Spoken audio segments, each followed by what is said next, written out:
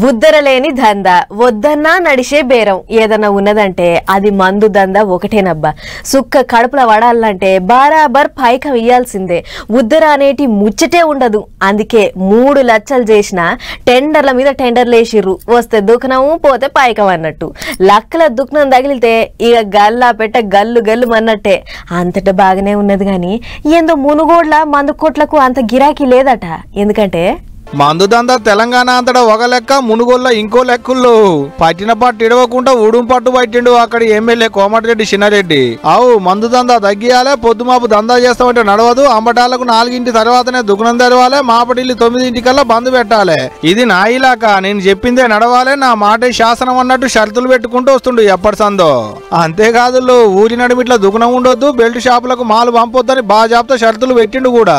అనుకున్నట్టే అన్న పెట్టిన షరతులే నడుస్తున్నాయి ఇప్పుడు మునుగోడు నియోజకవర్గం కింద ఉన్న మందు దుకాణాలల్లా. పైటీలు 1 గంటకు తెలుసుకుంటున్నాయి దుకాణాలు. 6 తర్వాతనే పర్మిట్ రూమ్లు. పెద్ద ముచ్చట ఏంటంటే నడువులే దుకాణం ఉండొద్దు అనేటి షరతులు పెట్టుడుతో దందా బంధు పెట్టి ఊరి బయట బంగ్లాలు కట్టుకుంటున్నాయంటే చూడు రాజన్న పట్టిన పట్టు ఏ తారీఖులు ఉందో. ఇక మొత్తం 7 మండలాలు ఉన్నాయి మునుగోడు నియోజకవర్గం కింద. అందులో 5 మండలాలకే రాజన్న పెట్టిన షరతులు. చౌటుప్పల్, నారాయణపురం మండలాలల్లో అంతటా నడిచినట్టే నడుస్తున్నాయి మందు దుకాణాలు. లెక్కకైతే ఊళ్ళల్లో పొద్దుగాల 10 తెలుసుకుంటే మాపటిల్లి 9 దాకా నడుస్తాయి మందు కొట్లు. కానీ రాజన్న రాజ్యంలో అంతా ఉల్టా పల్టా అయింది అన్నట్టు. ఇప్పుడు కొత్తగా పెట్టిన షరతులేం కావు తీయాలి ఇవన్నీ. ఓ ఏడాదికేంచి ఇదే పాట వాడుకుంటూ వస్తుండు రాజన్న. అయినా శవున పెట్టకుండా టెండర్లు వేసిరు కూడా చాలా మంది. టెండర్ల మందు కొట్టొచ్చిందని మురిసిన వాళ్లకు రాజన్న పెట్టిన షరతులతోనే ఆ మురిపోయి 4 వద్దులు కూడా లేకుండా అయింది పోండ్రి.